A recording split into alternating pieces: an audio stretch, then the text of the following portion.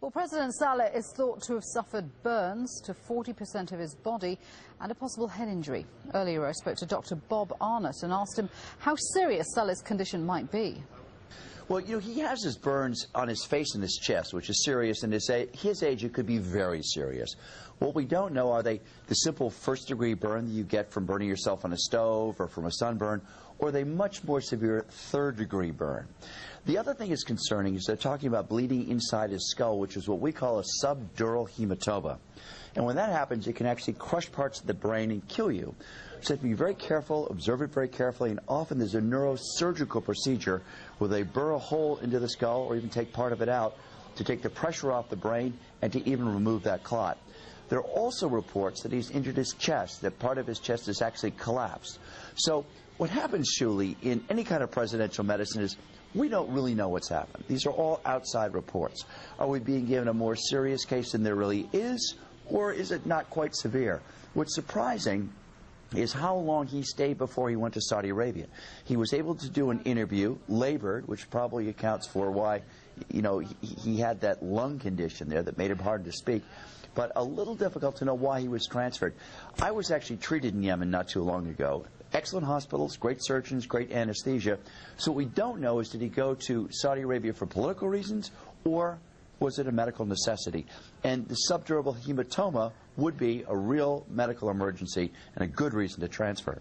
So given what we do know, and I appreciate the point about there's often a lot of misinformation about these kinds of injuries, is it likely that he's going to be recovered enough to be back in Yemen in a few days' time, which is what his officials are saying? Well, it really depends on the brain injury. Those brain injuries, you want to have somebody in an intensive care unit. They're being watched very carefully. And, if I were his doctor and he had a subdural hematoma, I wouldn't let him leave the country for a month.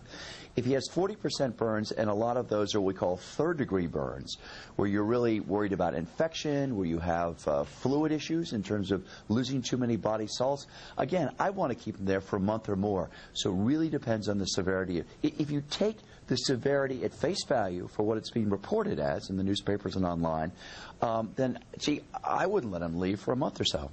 And I know that you've met with him before in the past. I mean, how is he anyway? Is he a fit guy? Is he in good shape? He's a really kind of taut, fit, tough guy. I interviewed him in his palace. In fact, I walked in with a small camera we call backpack journalism, and he looks and he goes, "That's unprofessional. Why are you using such a small camera? I'm a president." So I apologized and did the interview, but he's a tough guy. Remember, 11 people got killed around him. 5 of his advisors were also injured. So this is a major blast. And, it's been reported as a rocket and now as a bomb inside the palace, which would account for the more severe injuries. So, this is not a sissy. This is a tough, tough, tough guy. And, I would suspect that the injuries they're reporting are probably pretty close to the truth, because he's not a guy that whines or complains. He's tough. He's tough and he's fit. But what about aftercare? I mean, in your medical opinion, is he going to be able to operate at 100% if and when he comes back to Yemen?